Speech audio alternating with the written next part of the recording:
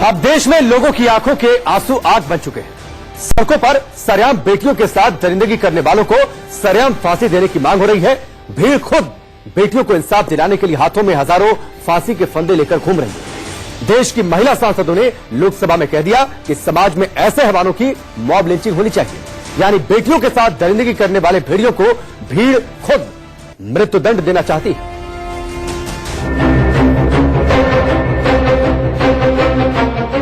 इतनी बदतर हो गई है, मैं तो ये सोच सोच के हैरान हूँ कि मतलब ऐसे लोग पलते कहाँ हैं। निर्भया के जो अपराधी हैं वो आज भी उनका एग्जीक्यूशन नहीं हुआ है और कितने निर्भया चाहिए इनको एग्जीक्यूट करने के लिए। सजा मिलनी चाहिए कि लोग देखें और दोबारा वो गलती कोई करने की हिम्मत ना करें। I think these kind of people need to be brought out in public and lynched. Right, माँ। इस बीमारी को जड़ से खत्म करने के लिए पूरे देश, पूरे समाज को खड़ा होना होगा। बार बार कानून बनाने से बच जाएंगी बेटियां। आप मोमबत्ती जलाते रहेंगे, वो बेटियां जलाते रहेंगे। भीड़ से मौत दिलाना ही रेप का आखिरी इलाज।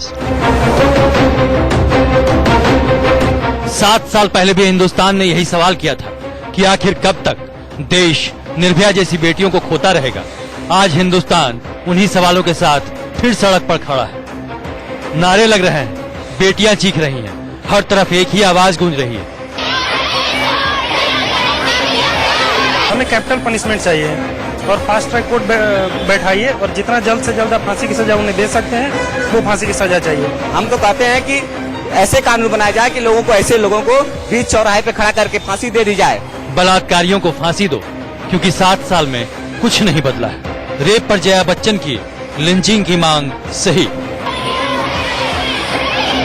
साल 2012 में निर्भया जिंदगी और मौत की जंग लड़ रही थी, तो उस वक्त भी संसद में देश की बेटियों और महिलाओं की सुरक्षा पर सवाल किए जा रहे थे। मुझे मौका नहीं मिला और वक्त ऐसा हो गया है और ऐसा आ गया है कि कोई ऐसी घटना घट गई इस शहर में, इस देश में, जिसकी वजह से मुझे ये स्टैंड लेना पड़ा। 7 साल बीत गए लेकिन कुछ नहीं बदला है। आज भी लोकतंत्र के मंदिर में कानून बनाने वाले यही सवाल पूछ रहे हैं और हर कोई खामोश है, सन्न है, मुर्दे की तरह खड़ा है, बेसुध पड़ा है। आंखें भरी हुई हैं, गला रूंधा हुआ है, शरीर गुस्से से तमतमा रहा। हर एक की जुबान पर एक ही सवाल है, इन हैवानों, दरिंदों से कैसे बची देश की बेटी।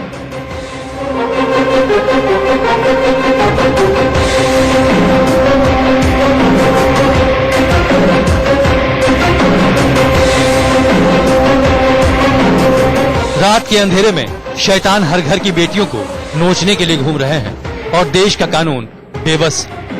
वहाँ की चीजें कुछ कंट्रीज में होती हैं, वहाँ पब्लिक इसको जस्टिस देती है।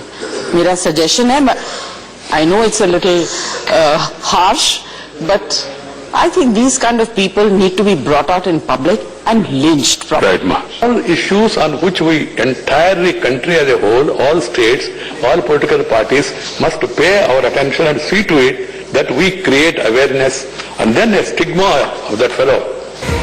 तो क्या अब रेप करने वाले हैवानों को भीड़ के हवाले कर दिया जाए? क्या इन दरिंदों को बीच चौराहे पर खड़ा कर पत्थरों से मार दिया जाए? आखिर क्या किया जाए कि देश में बलात्कार, गैंग रेप करने से पहले आरोपी के अंदर इंसाफ का डर पैदा हो? बात फांसी की हो तो ये शक्ति तो अदालतों के पास पहले से है। निर्भया मामले में इसी आधार पर ही तो फांसी की सजा सुनाई गई थी, लेकिन 7 साल बाद भी निर्भया के गुनहगारों को फांसी के तक नहीं पहुंचाया जा सका है। भारत में 12 साल से कम उम्र के बच्चों के बलात्कार की सजा फांसी कर दी गई है, लेकिन समाज का एक वर्ग सवाल उठा रहा है कि क्या फांसी बलात्कार जैसे अपराधों का अस्थायी समाधान है? माननीय अध्यक्ष जी, यत्र नार्यस्तु पूज्यन्ते रमन्ते तत्र देवता, हमारे शास्त्रों में कहा गया है कि जहाँ नारी का सम्मान होता है वहाँ देवी देवता वास करते हैं। और ऐसी सोच रखने वाले भारत देश के एक राज्य तेलंगाना की राजधानी हैदराबाद में देश की एक बेटी जो एक पशु चिकित्सक थी, उसके साथ जिस तरीके का जघन्य अपराध हुआ, दुष्कर्म के बाद निर्ममता पूर्वक हत्या कर दी गई, मैं अपनी पार्टी, अपना दल की ओर से उसकी घोर निंदा करती हूँ, क्योंकि ये एक ऐसी घटना है जिसने पूरे भारतवर्ष को शर्मसार किया है और पूरे देश की आत्मा को झकझोरा है, पूरे देश की भावनाओं को आहत किया है। इसे कतई बर्दाश्त नहीं किया जा सकता। और सबसे ज्यादा दुखद रहा जो राज्य सरकार का रवैया रहा। एक एफआईआर करवाने के लिए पीड़ित परिवार के पक्षों को बहुत मशक्कत करनी पड़ी, काफी कठिनाइयों से गुजरना पड़ा और राज्य के मुख्यमंत्री जी ने 3 दिन का समय लगाया एक फास्ट ट्रैक कोर्ट के गठन की घोषणा करने के लिए। माननीय अध्यक्ष महोदय, देश में बार बार दुष्कर्म और निर्मम हत्याओं की घटनाएं होती हैं और हर बार सदन इसी प्रकार चर्चा करता है, एक साथ एक आवाज में खड़ा होकर निंदा करता है और ये मांग करता है कि देश में महिलाओं का इस प्रकार से जो उनके प्रति अपराध होते हैं उन पर नियंत्रण हो। लेकिन कहीं न कहीं मुझे लगता है कि हमारी राज्य सरकारें और यहाँ तक कि केंद्र सरकार भी इस मामले में पूरी तरीके से नाकाम साबित हो रही है। हम देश की आधी आबादी को सुरक्षित और महफूज रख सकते हैं, इसमें हम सक्षम हैं, ये कड़ा संदेश हम नहीं दे पा रहे हैं। मैं इस सदन के माध्यम से हमारी सरकार से आग्रह करना चाहूंगी कि इस मामले को, जैसा पिनाकी मिश्रा जी ने, मेरे भाई ने कहा कि इस मामले में हमको अब की बार चुप नहीं रहना है। इससे बड़ा और कोई दूसरा अमानवीय कृत्य नहीं हो सकता। और अध्यक्ष महोदय, सचमुच जैसा सभी माननीय सदस्यों ने कहा है, ये सारा देश इस घटना को लेकर शर्मसार हुआ है, सभी आहत हुए हैं। राष्ट्रीय अपराध रिकॉर्ड ब्यूरो की एक रिपोर्ट के मुताबिक 2016 में पॉक्सो कानून के तहत सिर्फ 29% मामलों में सजा सुनाई गई। 2015 में रेप के 50,509 मामलों में 31% की जांच अब भी बकाया है। सजा दर केवल 29% रही। अटेम्प्ट टू रेप यानी बलात्कार के प्रयास के 5,726 मामलों में जांच होनी थी, जिसमें 31.4% जांच बाकी है। इन मामलों में 3,892 लोगों ने चार्जशीट फाइल की, जिनमें 19.8% मामलों में सजा हुई। ये हाल तो हमारी व्यवस्था का है, तो ऐसे में इंसाफ की क्या उम्मीद की जा सकती है। जिन मामलों में पीड़िता की हत्या हो जाती है तो प्रदर्शन होते हैं और इंसाफ की मांग होती है, फास्ट ट्रैक बनते हैं, नहीं तो बलात्कार के कई मामलों की तो रिपोर्ट तक दर्ज नहीं हो पाती। हम एक बीमार समाज में तब्दील होते जा रहे हैं। ये बीमारी उत्तर, दक्षिण, पूरब, पश्चिम अलग अलग जगह है। इस बीमारी को हमें सिर्फ ये कि सजा बहुत हो जाएगी सर, डिटरेंस से नहीं हो रहा है। कहीं न कहीं हमारा जहन बीमार है। हर जहन की पुलिस पेट्रोलिंग संभव नहीं है सर। तो मैं सिर्फ इतना कहूंगा कि सदन कई मसलों पर जन आंदोलन की बात करता है, इस पर आवश्यकता है, अन्यथा अपने बच्चियों के लिए हम महफूज मुल्क नहीं दे रहे हैं सर। आखिर इस देश में ऐसा कैसे चलेगा? एक समाज के तौर पर इसे कैसे स्वीकार किया जा सकता है? राज्यसभा में सांसदों ने ऐसे जघन्य अपराधों को फास्ट ट्रैक कोर्ट में चलाए जाने और सख्त सजा दिलाने की बात कही, लेकिन सवाल यही है कि क्या कठोर कानून फांसी की सजा? फांसी की सजा ही इसका इलाज है। हर शहर, हर जिले, हर कस्बे से रेप की खबरें आती हैं और हम सोचने के लिए मजबूर हो जाते हैं कि हम कैसे समाज में रहते हैं। सवाल यही है कि इन शैतानों से बेटियों, महिलाओं को कैसे बचाया जाए, दरिंदों में कानून का डर कैसे पैदा किया जाए। Bureau report, India news. लोग गुस्से में हैं, लोग आक्रोशित हैं और सख्त कार्रवाई की मांग हो रही है। भारत में रेप के आरोपियों को फांसी मिले या नहीं, इस पर बहस चल रही है। 7 साल बीतने के बाद भी निर्भया के गुनहगारों को फांसी नहीं मिली। लेकिन दुनिया में कई ऐसे देश हैं जहां 4 दिन में फैसला होता है और सजा ऐसी मिलती है कि दूसरे इस तरह का गुनाह करने के बारे में सपने में भी सोचने की हिम्मत ना जुटा पाए। दुनिया में रेप को लेकर अलग अलग सजा का कानून है। कई देशों में बच्चों के साथ यौन शोषण को रेप से ज्यादा बड़ा अपराध माना जाता है। कई देशों में रेप की ऐसी सजा दी जाती है कि कोई अपराध करने की सोच भी नहीं सकता। इंडोनेशिया में बलात्कार करने वालों को ऐसी सजा दी जाती है कि वो ताउम्र अपने किए पर पछताता रहता है। यहाँ दोषी को नपुंसक बना दिया जाता है। इतना ही नहीं, उनमें महिलाओं के हार्मोन्स डाल दिए जाते हैं ताकि वो समझे कि महिलाओं के अंदर कैसी भावनाएं आती हैं। ये अपने आप में अलग तरह की सजा है। इराक में तो रेप के दोषियों को खतरनाक सजा दी जाती है। दोषी को सरेआम सड़क पर खड़ा कर पत्थर मारे जाते हैं और तब तक पत्थर से मारा जाता है जब तक दोषी की सांस उससे जुदा ना हो जाए। सऊदी अरब में शरिया कानून लागू है और यहाँ रेप के दोषियों को ऐसी सजा दी जाती है कि रूह कांप जाए।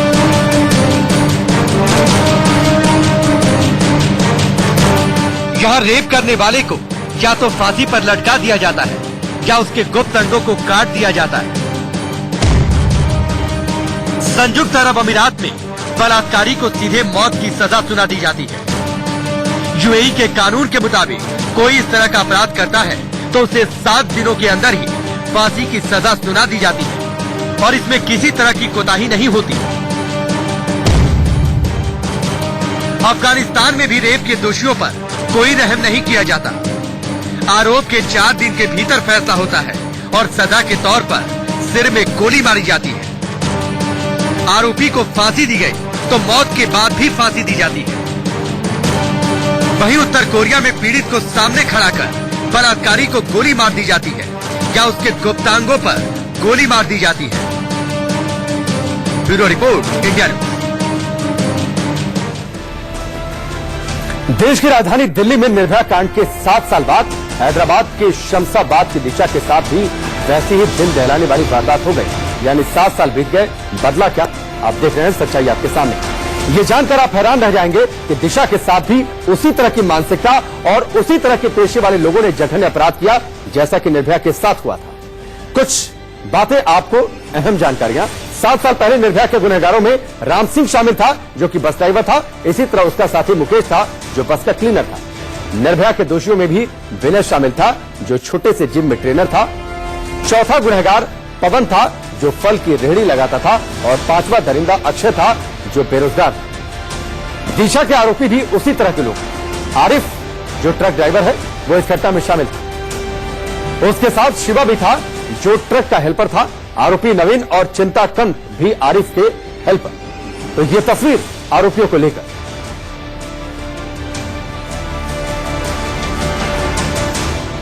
वक्त गुजरता है, वारदात होती रहती है, तस्वीर बदलती नहीं। निर्भया, गुड़िया, खुशबू, न जाने कितने नाम।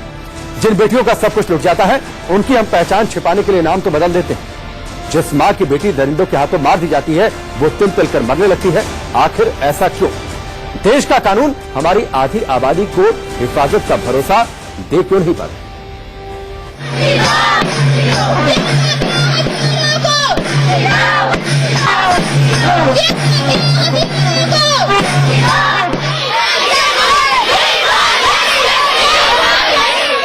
चर्चा खत्म हो जाएगी, एक्शन चाहिए। कब तक ये चलेगा? प्लीज लड़कियों को सेव कर दो। ऐसे लोगों को बीच चौराहे पे खड़ा करके फांसी दे दी जाए। कब तक, आखिर कब तक देश में मरती रहेंगी बेटी? सजा हो वो पब्लिक की आंखों के सामने हो, पब्लिक देखे और डरे। एक बार देखे तो सहम जाए। कब तक, आखिर कब तक निर्भया और दिशा मरेंगी? खून के बदले खून होता है ना, तो जैसा उसने उसे जला के मारा है जिंदा, उसके साथ भी जबरदस्ती और जला के मारा था। कब तक, आखिर कब तक बेटियों के लिए मोमबत्तियां जलेंगी? जल्द से जल्द फांसी की सजा उन्हें दे सकते हैं, वो फांसी की सजा चाहिए। कब तक, आखिर कब तक हम सड़क से संसद तक हाय हाय करेंगे?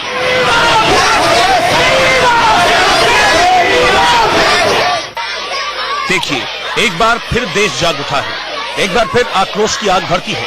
पटना से हैदराबाद तक और बेंगलुरु से दिल्ली तक इंसाफ के लिए हल्ला बोल मचा है। कहीं एक महिला डॉक्टर से दरिंदगी को लेकर लोगों का गुस्सा फूटा है तो कहीं मुंह में पट्टी बांधकर प्रदर्शन किए जा रहे हैं। लेकिन सबका मकसद एक है कि बेटियों के भेड़ियों को ऐसी सजा दो ताकि ऐसा करने वालों की रूह कांप उठे। ऐसा पता नहीं कितना लड़कियों के ऊपर ऐसा होगा। सोसाइटी में हम लोगों को लड़कियों को हम सेफ्टी नहीं दे सकते। इसके खिलाफ सब लोगों को अवेयरनेस होना चाहिए।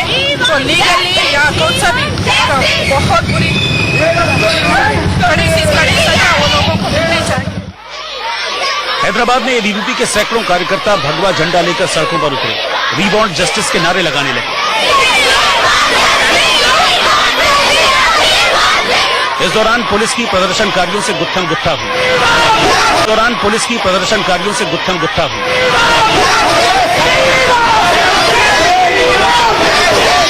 कॉलेज से घर आती हूँ तो मुझे पता है कैसा अनसेफ फील होता है। मेरे पेरेंट्स फोन करके पूछते हैं बेटा आप घर पहुँच गए हो, तो बार बार उनका कॉल करना। मुझे पता है वो कितना परेशान है। हम अपने घर से इतने दूर है सर, कब तक ये चलेगा? कब तक?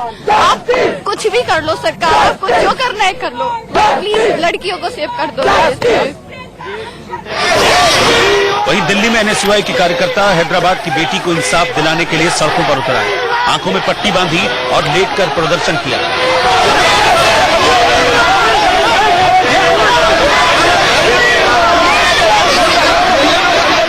लड़कियों के बोलते हो, लड़कियों को संस्कारी होनी चाहिए, बहु संस्कारी होनी चाहिए, लड़की संस्कारी होनी चाहिए। छोटे कपड़े पहने तो वो खराब हो गई, लड़कों की सोच को नहीं बदलते हो आप। बिल्कुल उसी की बात की जा रही है। आप देख सकते हैं लगातार गुस्सा साफ तौर से है, जिस प्रकार से पूरा देश उगल रहा है और लगातार इन लोग लेट करके विरोध कर रहे हैं। फांसी से कुछ नहीं होगा। मैं तो यही चाहती हूँ कि जैसा उनके बदले खून होता है ना, जैसा उसने उसे जला के मारा है जिंदा, उसके साथ भी जबरदस्ती और जला के मारा। समाज में भेड़ियों के खात्मे के लिए और एक बेटी को न्याय दिलाने के लिए दिल्ली के जंतर मंतर से लेकर बनारस में जनाक्रोश बढ़ा।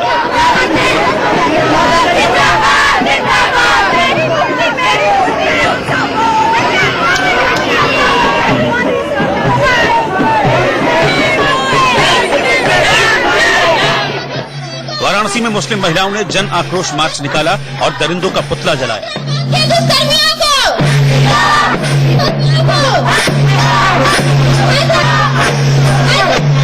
हैदराबाद हो, कश्मीर हो, बनारस हो, मेरठ हो, मुरादाबाद हो, मथुरा हो, कहीं भी तो बेटियां सुरक्षित नहीं हैं। पहले गर्भ में मार दिया जाता है, उसके बाद बच जाती हैं तो दुष्कर्म करके मार दिया जाता है। तो ऐसे में बेटियां कहाँ सुरक्षित हैं? पंजाब के अमृतसर में कैंडल मार्च निकाला गया। दिशा को इंसाफ दिलाने के लिए लोग घरों से बाहर निकल आए।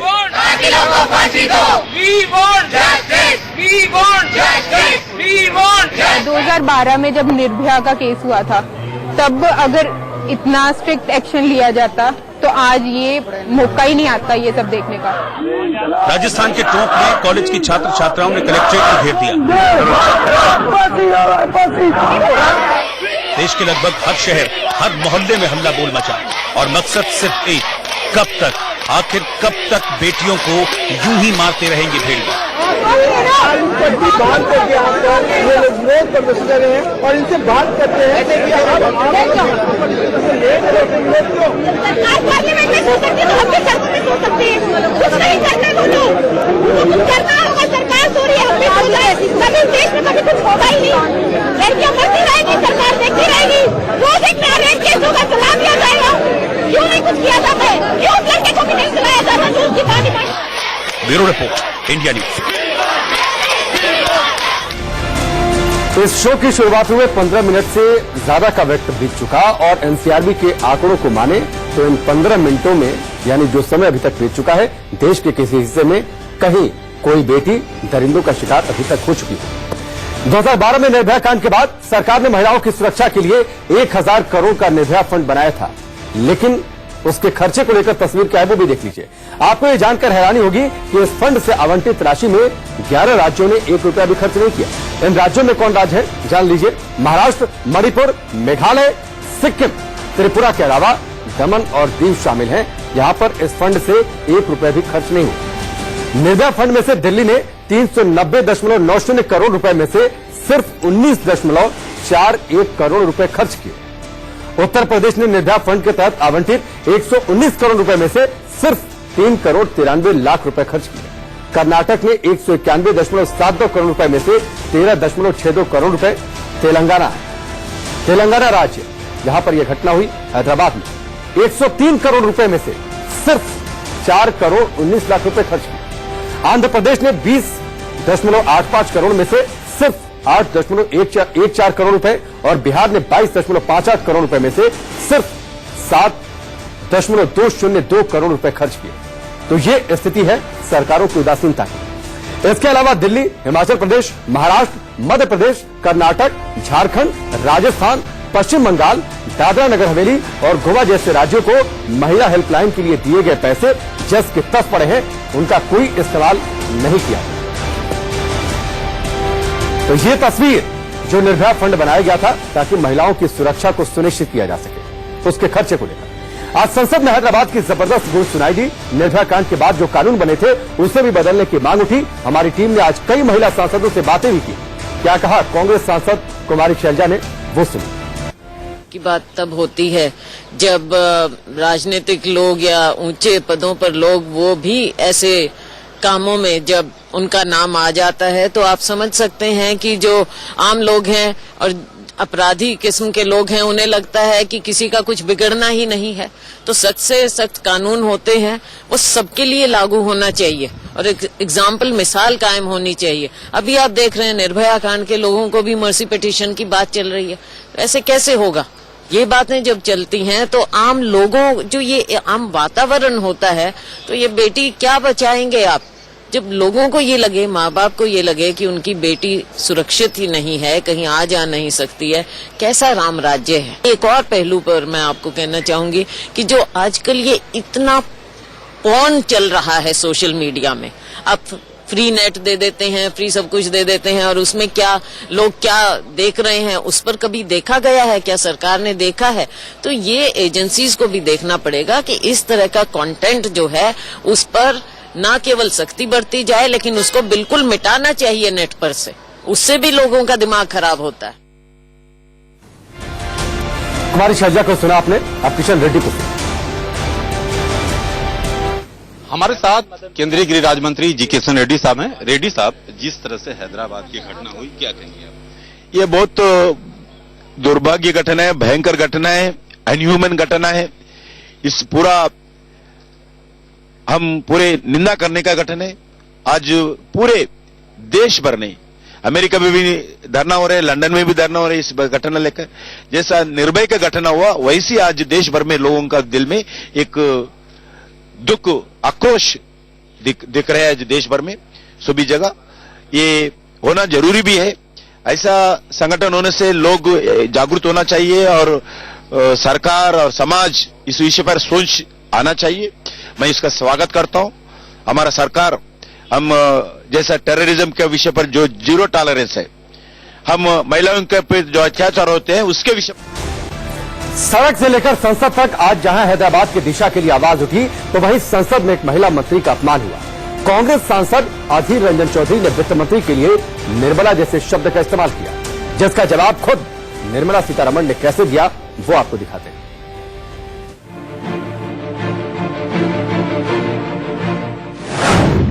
संसद में महिला मंत्री का अपमान, निर्मला कहकर कैसे घिरे कांग्रेसी।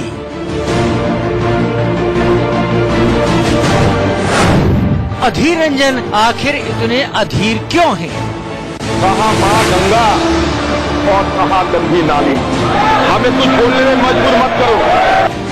देश में महिलाओं के सम्मान और सुरक्षा के सवाल गूंज रहे हैं और देश की संसद में कांग्रेस नेता अधीर रंजन चौधरी ने महिला मंत्री के लिए अपमान वाली भाषा का इस्तेमाल किया। कभी कभी मुझे आपको बहुत सम्मान तो करते हैं, आपको हालात देख के मुझे कभी कभी कहने को दिल करते हैं कि आपको निर्मला सीतारमण के बदले निर्मला सीतारमण तो कहना ठीक होगा या नहीं, क्योंकि आप मंत्री पद पे है लेकिन आपके मनमाफिक आप जो चाहते हैं वो करने पाते या नहीं मुझे मालूम नहीं। संसद में अधीर रंजन ने जैसे ही बदजुबानी की, बीजेपी सांसद आग बबूला हो गए। उन्होंने सदन में माफी की मांग करते हुए हंगामा शुरू कर दिया। वित्त मंत्री निर्मला सीतारमण ने खुद पलटवार करते हुए कहा कि वो निर्मला नहीं सबला हैं। So Adir ji, I appreciate if you are worried that I am Nirmala, बिल्कुल नहीं। हमारे पार्टी में हर महिला सबला है, ठीक है। ऐसा पहली बार नहीं है जब अधीर रंजन की जुबान फिसली हो। इससे पहले इसी साल जून महीने में भी वो ऐसा ही कारनामा कर चुके हैं। तब उन्होंने प्रधानमंत्री के लिए अपशब्द कहे थे। प्रधानमंत्री को सम्मान करता हूं, जरूर सम्मान करता हूं, क्योंकि उन्होंने ये देश की प्रधानमंत्री बने हैं एक बार नहीं 2 दफे, तो इसमें तो सम्मान करना ही चाहिए। कम से कम हमारा लोग India is Indira, Indira is India, इसका ये हद तक तो नहीं गया।